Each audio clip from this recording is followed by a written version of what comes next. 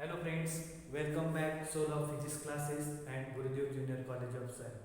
In the last video we have seen that dimensions of a physical quantities. In this video we are going to learn about uses and application of a dimensional analysis.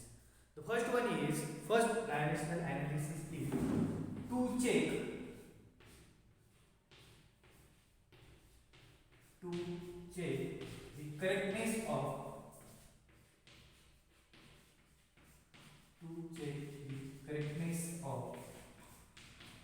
physical equation. जो पहला हमारा uses है वो है हमारा to check the correctness of a physical equation.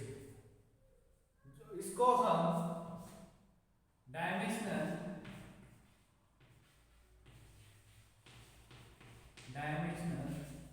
Of consistency equation भी कहते हैं। जो एनसीईआरटी की बुक जो है उसमें जो to check the correctness of a physical equation जो है उसको उसमें dimensional of a consistency equation भी कहा है। इसे हम प्रिंसिपल ऑफ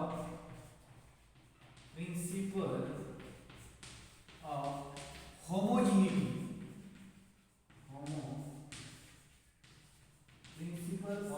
होमोजेनिटी भी कहते हैं। तो जो पहला डायमेंशनल एनालिसिस है जो है to check the correctness of a physical equation, उसे एनसीईआरटी के बुक में कहा है dimensional of a consistency equation, और उसे हम प्रिंसिपल ऑफ होमोजेनिटी भी कहते हैं।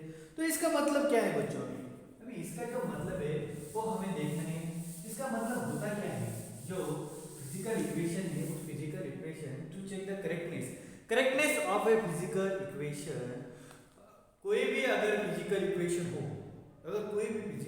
हो, उस फिजिकल इक्वेशन का जो डायमेंशन आता है वो डायमेंशन हर एक टर्म में सेम ही आना चाहिए। मतलब हमने कोई भी फिजिकल इक्वेशन लिया, उस फिजिकल इक्वेशन में अगर एक टर्म हो, दूसरी टर्म हो, तीसरी टर्म हो, तो जितने भी टर्म हो उस सारी टर्म की जो भी क्वांटिटी है, जो भी डायमेंशन है, वो डायमेंशन हमेशा सेम ही आनी चाहिए। तभी तो हम उसको कह सकते हैं correctness of a physical equation. उसे हम सेम पाथ भी कह सकते हैं, ये बात बच्चों ध्यान में रखना। अगर कोई भी फिजिकल इक्वेशन हो तो उस फिजिकल इक्वेशन के जितने भी टर्म होंगे, उस टर्म के जितने भी डायमेंशन आएंगे वो डायमेंशन सेम ही आएंगे। ठीक है। और जो भी फिजिकल इक्वेशन को हमें ऐड करना हो तो सेम ही फिजिकल इक्वेशन को हम ऐड कर सकते हैं। मतलब अगर फोर्स हो तो हम फोर्स को ही ऐड कर सकते हैं, अगर वेलोसिटी हो तो वेलोसिटी को ही हम ऐड कर सकते हैं, अगर डिस्प्लेसमेंट हो तो हम डिस्प्लेसमेंट को ही ऐड कर सकते हैं। कोई भी लिया और कोई भी ऐड किया ऐसा नहीं हो सकता। तो एक बात ध्यान में रखना, फिजिकल इक्वेशन जो होते हैं वो फिजिकल इक्वेशन में जो डायमेंशन आते हैं वो हर टर्म में डायमेंशन सेम आनी चाहिए। और दूसरी बात जो है, जो फिजिकल इक्वेशन होगी, फिजिकल क्वांटिटी होगी, वो फिजिकल क्वांटिटी हमेशा सेम होनी चाहिए। ठीक है। तो हम कुछ इक्वेशन देखेंगे, उस इक्वेशन से आपको पता चलेगा कि ये जो correctness of a physical equation होता क्या है। ठीक है। तो सबसे पहले मैं इक्वेशन लेता हूँ। जो इक्वेशन है हमारा,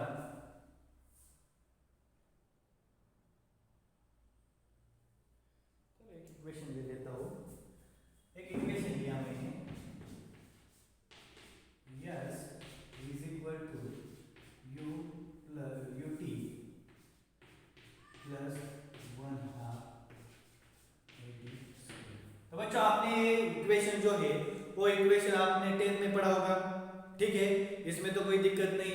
यस जो होता है वो होता है हमारा डिस्प्लेसमेंट, यू जो होता है वो होता है हमारे इनिशियल वेलोसिटी, और जो टी जो होता है वो होता है हमारा टाइम, प्लस 1/2 एटी स्क्वायर। ए जो होता है वो होता है हमारा एक्सेलरेशन, और टी जो होता है वो टी होता है हमारा टाइम। तो बच्चों यहाँ पे कितनी टर्म ये आ गई हमारी फर्स्ट टर्म, ठीक है। ये जो आ गई ये आ गई हमारी सेकंड टर्म, ठीक है। और ये आ गई हमारी थर्ड टर्म। अब ये हमने पहले बताया बच्चों, मैंने पहले बताया कि जो फिजिकल इक्वेशन आएंगे उस फिजिकल इक्वेशन में जितने भी टर्म आएंगे वो सभी के जो डायमेंशंस होंगे वो डायमेंशन सेम ही आनी चाहिए। मतलब ये जो डिस्प्लेसमेंट है तो ये सब क्या होगा, ये भी सब डिस्प्लेसमेंट ही है। तो हम ये सब डिस्प्लेसमेंट के अभी डायमेंशन देखेंगे कि सारे टर्म के जो डायमेंशंस है वो डायमेंशन सेम आते हैं या नहीं। मतलब ये जो इक्वेशन है ये इक्वेशन करेक्ट है या नहीं। तो ठीक है, देखते हैं। यस जो होता है वो होता है हमारा डिस्प्लेसमेंट। तो जो डिस्प्लेसमेंट आता है तो डिस्प्लेसमेंट का जो डायमेंशंस आएगा वो डायमेंशंस क्या आएगा, तो मास 0 आएगा, L1 आएगा और t जो है वो t हमारा 0 ही आएगा। हमने डिस्प्लेसमेंट देखा है, डिस्प्लेसमेंट मतलब जो लेंथ होती है वो लेंथ ही हमारी क्या होती है, डिस्प्लेसमेंट होती है। तो यहाँ पे मैंने l की पावर 1 लिखी, यहाँ पे टाइम तो नहीं होता तो इसीलिए यहाँ पे मैंने टाइम नहीं लिया। पर ये मास जो है वो मास हो सकता है क्या, नहीं हो सकता, बिल्कुल नहीं। डिस्प्लेसमेंट में मास का तो कोई काम नहीं है, तो मास जो है तो मास तो बिल्कुल भी नहीं होगा। तो हमें फर्स्ट टर्म तो आ गई। अभी हमें डिस्प्लेसमेंट की जो दूसरी टर्म देखी वो है हमारी u जो है वो है हमारी वेलोसिटी। तो यहाँ पे मैंने लिख लिया वेलोसिटी, ठीक है।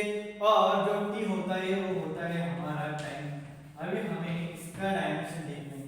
जो वेलोसिटी आती है वो वेलोसिटी को हम कहते हैं डिस्प्लेसमेंट डिवाइडेड बाय टाइम। और यहाँ पे u जो है हमारा टाइम, ठीक है। तो यहाँ पे टाइम में टाइम तो मर गया। तो हमारे पास क्या बच गया, सिर्फ डिस्प्लेसमेंट।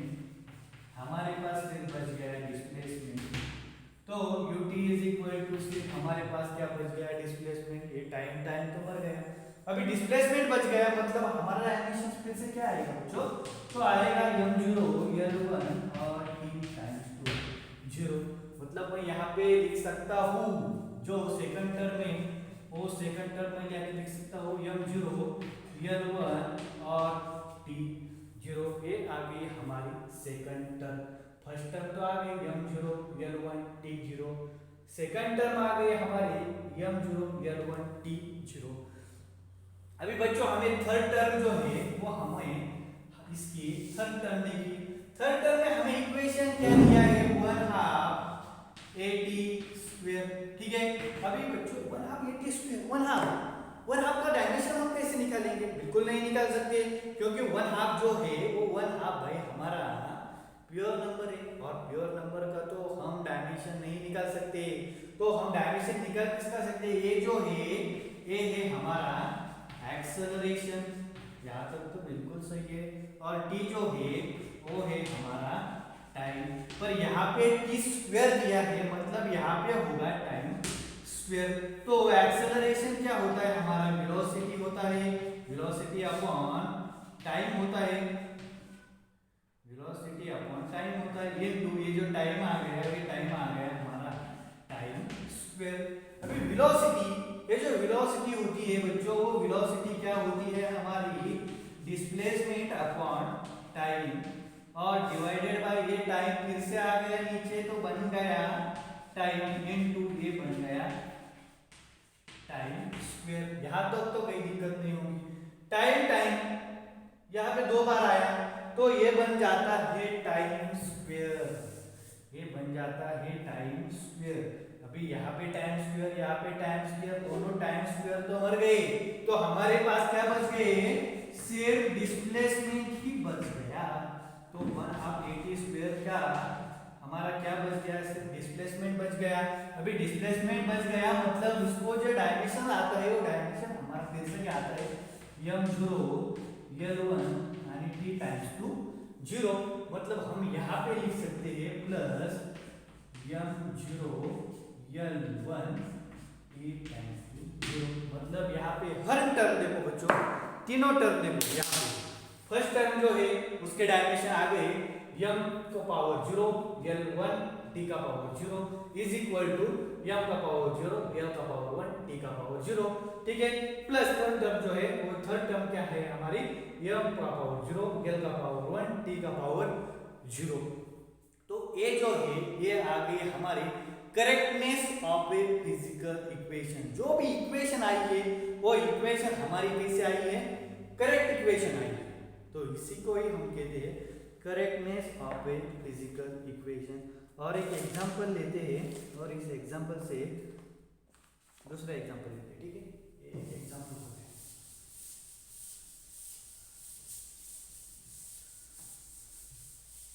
अभी सेकंड एग्जांपल देखते हैं। वो सेकंड एग्जांपल जो है वो सेकंड एग्जांपल हमारा correctness of a physical equation है क्या नहीं। तो एक जो टाइम जो है उस टाइम का मैं इक्वेशन ले लेता हूं। अभी जो टाइम का equation t is equal to 2 pi root l upon t। ये तो टाइम का इक्वेशन है। यहाँ पे भी टाइम है, यहाँ पर भी टाइम है। टाइम अगर कोई भी फिजिकल इक्वेशन हो, फिजिकल क्वांटिटी हो, तो हमें से फिजिकल क्वांटिटी को ही हम ऐड कर सकते हैं। किसी को भी उठाया और लेकर आए ऐसा बिल्कुल नहीं होता भाई। तो क्या होता है, जो भी फिजिकल क्वांटिटी हो, जो भी फिजिकल क्वांटिटीज हो, वो फिजिकल क्वांटिटी सेम होनी चाहिए, ठीक है। तो यहाँ पे हम देखते हैं टी जो है वो है हमारा टाइम। तो यहाँ पर मैं लिखता हूँ टी स्टैंड्स फॉर टाइम, जिसे हम कहते हैं। यहाँ पे यह जो है वो है हमारी लेंथ, ठीक है। और जो जी जो है उसे हम कहते हैं acceleration due to gravity, acceleration due to gravity. तो बच्चों चलो अब हम लोग देखेंगे ये जो इक्वेशन है, equation correctness of a physical equation है क्या नहीं। तो यहाँ पे दोनों ही टर्म आए हैं, एक ये टर्म और जो सेकंड टर्म जो है वो सेकंड टर्म ये टर्म, ठीक है। तो टाइम जो होता है वो टाइम का डायमेंशन क्या है ये हम लिख लेते हैं। मास तो टाइम में होगा ही बिल्कुल नहीं होगा, लेंथ भी टाइम में नहीं हो सकती, बट टी जो है वो टी हो सकता है। टी जो है वो है टाइम, टाइम है मतलब यहाँ पे टाइम का जो पावर आया वो आ गया हमारा 1, मतलब जो टाइम का डायमेंशन है वो टाइम का डायमेंशन क्या आया m raise to power 0 l raise to power 0 and t raise to power is 1। यहाँ पे मैं लिख सकता हूँ। अभी हमें दिया है 2 पाई।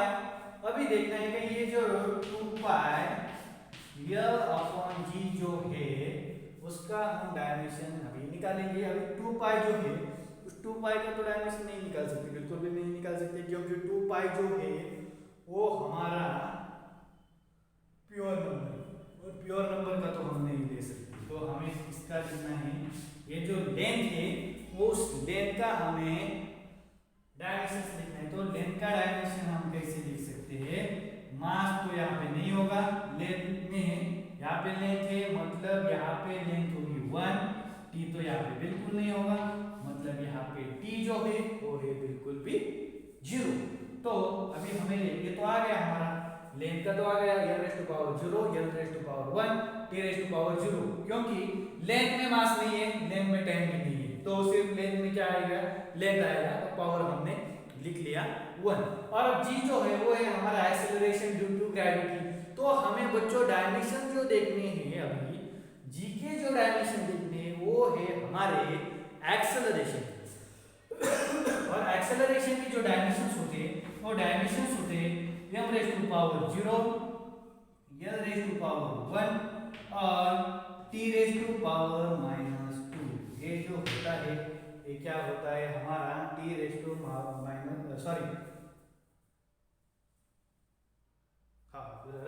m raise to power 0 l raise to power 1 t raise to -2। ये जो डायमेंशंस आते हैं वो डायमेंशंस आते हैं हमारे एक्सेलरेशन, ठीक है। तो हम एक्सेलरेशन की भी देखते हैं कैसे आए। हमारा एक्सेलरेशन क्या होता है, वेलोसिटी अपॉन टाइम, और जो वेलोसिटी क्या होती है हमारी डिस्प्लेसमेंट अपॉन टाइम और डिवाइडेड बाय फिर हो गया टाइम। तो डिस्प्लेसमेंट हो गया हमारा, डिस्प्लेसमेंट यहाँ पे आ गया और टाइम का हो गया टाइम स्क्वायर, मतलब यहाँ पे मीटर पर सेकंड स्क्वायर। इसको हम यहाँ पे ऐसे लिखते हैं मीटर सेकंड -2, तो यहाँ पे 1 मतलब लेंथ लेंथ की 1 और जो सेकंड है सेकंड की -2 मतलब टाइम की -2। ये जो है वो आ गए हमारे एक्सेलरेशन की डायरेक्शन। अभी बच्चों ये जो m0 यहाँ पे m0 है, यहाँ पे m0 है, ये दोनों m0 मर गए। यहाँ पे l1 है, यहाँ पे l1 है, ये दोनों भी मर गए। अभी ये t रेस टू -2 है, यहाँ पे t रेस टू 0 है। अगर ये ऊपर गया तो ये बन जाएगा टी स्क्वायर। ये क्या बन जाएगा टी स्क्वायर -2 है, -2 को मैं अगर ऊपर लिखूं तो वो बन जाता है +2। अभी इसको ए स्क्वायर ये रूट तो कैंसिल हो जाएगा, तो सिर्फ हमारे पास क्या बचेगा, सिर्फ टी बचेगा। मतलब इसका जो क्या है, इसका जो डायमेंशन आएगा वो क्या आएगा m0 l0 और टी है यहाँ पे मतलब 1 यहाँ पे उसका पावर आएगा। सिर्फ टी बचा तो सिर्फ हमारा टी का पावर 1 आएगा। तो मैं यहाँ पे लिख लेता हूँ m का पावर 0 मतलब यहाँ पे 2 पाई l/g का जो डायमेंशन आया वो डायमेंशन क्या आया m0 l0 t raise to 1। मतलब यहाँ पे मैं लिख सकता हूँ m0 l0 t raise to 1। यहाँ पे दोनों टर्म जो है वो दोनों टर्म के जो डायमेंशंस आए वो डायमेंशन सेम ही आए, 0 0 1, यहाँ पर भी 0 0 1। ठीक है, और एक देखते हैं एग्जांपल। कुछ भी इक्वेशन लो, मतलब जो सेम फिजिकल क्वांटिटी के जो इक्वेशन होंगे ऐड करेंगे वो सेम फिजिकल इक्वेशन को ही हम ऐड कर सकते हैं। तो सेकंड एक और एग्जांपल देखिए, इक्वेशन देखिए। तो ये इक्वेशन है हमारा, इक्वेशन है v is equal to u plus 80। v is equal to u plus 80। v जो है वो है हमारी वेलोसिटी, u जो है वो है हमारी इनिशियल वेलोसिटी, मतलब हम उसे वेलोसिटी भी कह सकते हैं। a जो है वो है हमारा एक्सेलरेशन और t जो है वो है हमारा टाइम। तो यहाँ पे तीन टर्म आई। अभी हमें देखना है ये जो है ये correctness of a physical equation है क्या नहीं। तो सबसे पहले हमें वेलोसिटी का डायमेंशन देखना है। अभी वेलोसिटी का जो डायमेंशन है वो वेलोसिटी का डायमेंशन तो मालूम है, मैं डायरेक्ट ही वेलोसिटी का डायमेंशन लिख लेता हूँ। वेलोसिटी जो है तो वेलोसिटी का डायमेंशन डायरेक्ट ही लिख लेता हूँ 0 1 -1। वेलोसिटी का 0 1 एंड -1। ठीक है, ये जो आ गए वेलोसिटी के आ गए, वेलोसिटी के डायमेंशन से वो डायमेंशंस आ गए। अभी इनिशियल वेलोसिटी मतलब वेलोसिटी की डायमेंशंस हो गए, पर यहाँ पर भी क्या आएंगे m0 l1 t -1।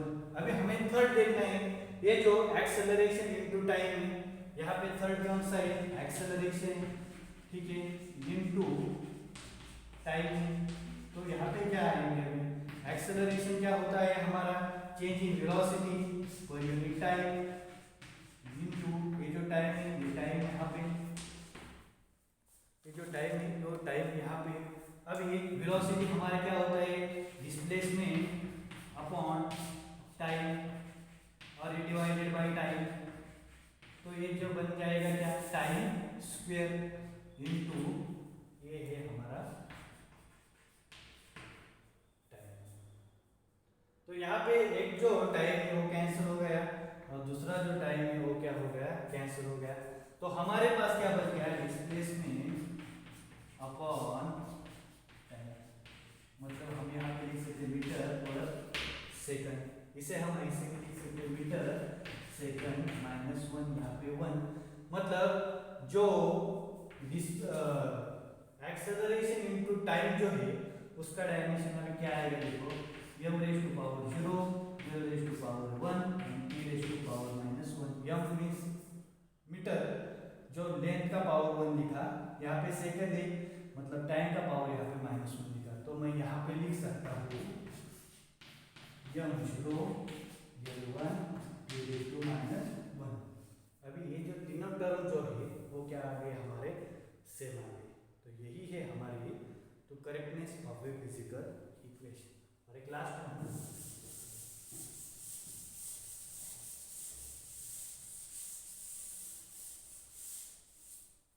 लास्ट जो देखेंगे हम लोग देखेंगे फोर्स का। फोर्स का फॉर्मूला हमारा क्या है, मास इनटू एक्सेलरेशन।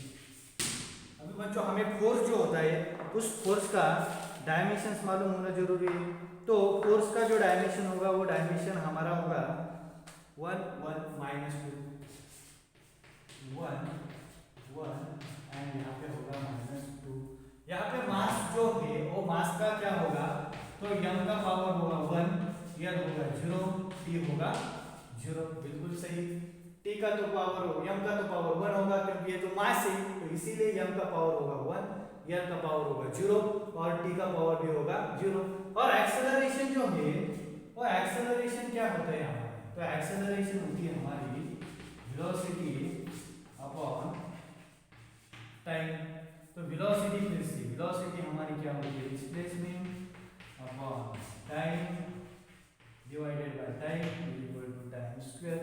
मतलब यहाँ पे होगा मीटर पर सेकंड स्क्वायर, जिसे हम मीटर सेकंड माइनस 2 भी कह सकते हैं। मतलब यहाँ पे जो डायमेंशन आएगा वो आएगा हमारा m raise to 0, l raise to power 1, t raise to power -2। तो मैं यहाँ पे लिख सकता हूँ m raise to power 0, l raise to power 1 and t raise to power -2। तो देखते हैं यहाँ पे हम इसको ऐड करके हम लोग देखते हैं। जो m का पावर 1 है यहाँ पे m का पावर 0 है, मतलब यहाँ पे m का पावर होगा 1, l का पावर 0 है, यहाँ पे l का पावर 1 है, मतलब यहाँ पे l का पावर होगा 1, t का पावर यहाँ पे 0 है, यहाँ पे t का पावर -2 है, मतलब यहाँ पे होगा -2। तो हमारा जो लास्ट आंसर आया वो लास्ट आंसर क्या आ गया, m raise to power 1, l raise to power 1, t raise to power -2। और यहाँ पे मास इनटू एक्सेलरेशन का m raise to power 1, l raise to power 1 and t raise to -2। I hope आप लोग ये जो to check the correctness of a physical equation जो है उसे हम dimensions of consistency equation NCERT के बुक में भी कहते हैं, और प्रिंसिपल ऑफ होमोजेनिटी ये जो है जो फर्स्ट इक्वेशन है फर्स्ट यूज से आप लोग समझ गए होंगे।